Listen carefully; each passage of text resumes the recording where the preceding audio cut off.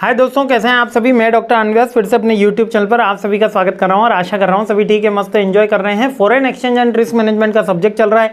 7th most important question पर मैं आ गया हूं और आखिरी क्वेश्चन अपनी half of the series complete होने वाली है।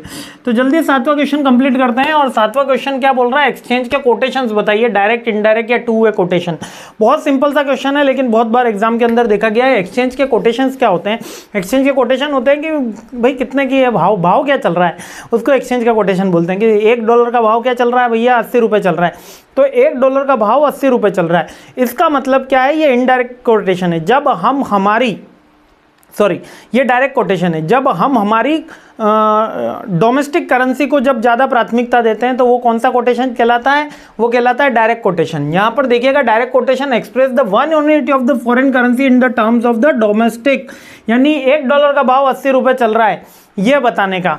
जब हम इनडायरेक्ट कोटेशन क्या होता है, इनडायरेक्ट कोटेशन के अंदर हम one unit of the domestic country in the terms of the foreign currency.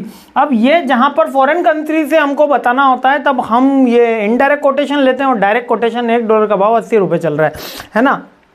बोलेंगे 80 रुपये बराबर $1, तो ये इनडायरेक्ट हो गया। डायरेक्ट इनडायरेक्ट समझ में आ गया, बहुत सिंपल से। जब USD बराबर पाउंड लिख दिया, जब USD डिवाइड बाय पाउंड कर दिया, तो ये कौन सा आया?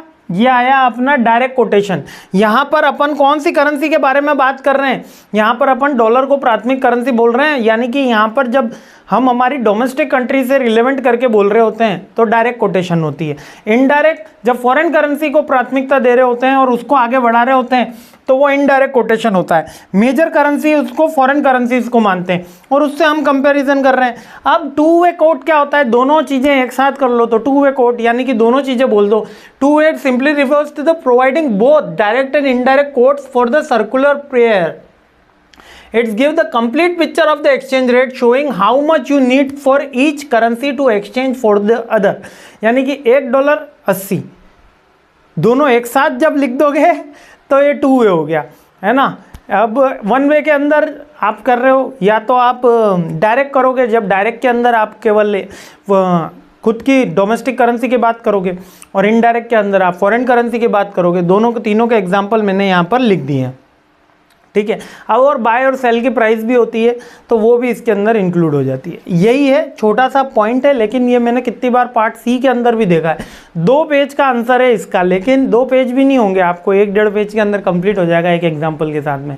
लेकिन फिर भी मैंने इसको पार्ट सी के अंदर देखा है ना, बहुत बार देखा है, ठीक है। तो चलिए इस क्वेश्चन को भी आगे बढ़ाते हैं, सीरीज आगे बढ़ाते हैं। जय हिंद।